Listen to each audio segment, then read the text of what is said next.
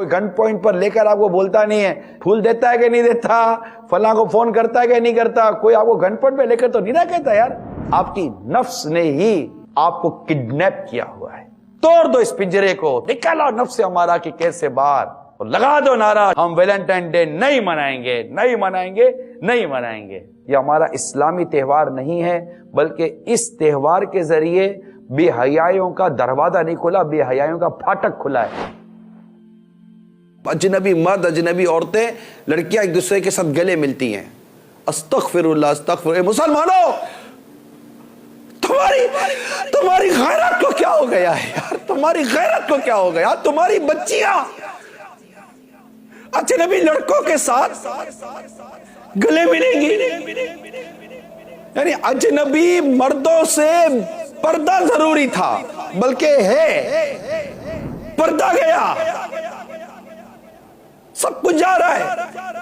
یہ اسی بے حیائی کا نتیجہ ہے جو آج کنواری لڑکیاں مائیں بن رہی ہیں.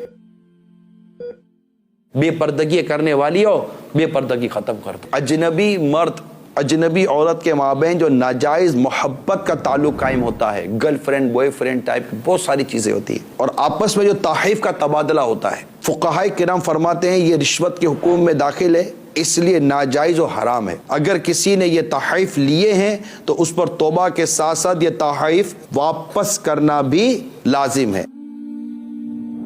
جو لوگ میڈیا کے ذریعے یا کسی اور ذریعے سے ویلنٹائن ڈے کے کلچر کو عام کریں، اس میں اپنا حصہ ملا رہے ہیں، اگر وہ لوگ سن رہے ہیں تو برائے کرم اس حدیث پاک پر غور کریں. حضرت جریر رضی اللہ تعالی عنہ سے روایت ہے، سرکار مدینہ صلی اللہ تعالی علیہ وآلہ وسلم نے ارشاد فرمایا، جس نے اسلام میں اچھا طریقہ رائج کیا، اس کے لیے اس سے رائج کرنے اور اپنے بعد اس پر عمل کرنے والوں کا ثواب ہے، اور ان عمل کرنے والوں کے ثواب میں سے کچھ بھی کم نہ ہوگا. اور جس نے اسلام میں برا طریقہ رائج کیا، اس پر اس طریقے کو رائج کرنے اور اس پر عمل کرنے والوں کا گناہ ہے، اور ان عمل کرنے والوں کے گناہوں میں بھی کوئی کمی نہ ہوگی. لہذا جو بھی خواہ وہ میڈیا ہے، پیپر میڈیا ہے، الیکٹرونک میڈیا ہے، جو اس کو چلانے والے، کرنے والے، جو اس میں حصہ لینے والے ہیں، ان سب کو اللہ تعالیٰ سے ڈرنا چاہیے.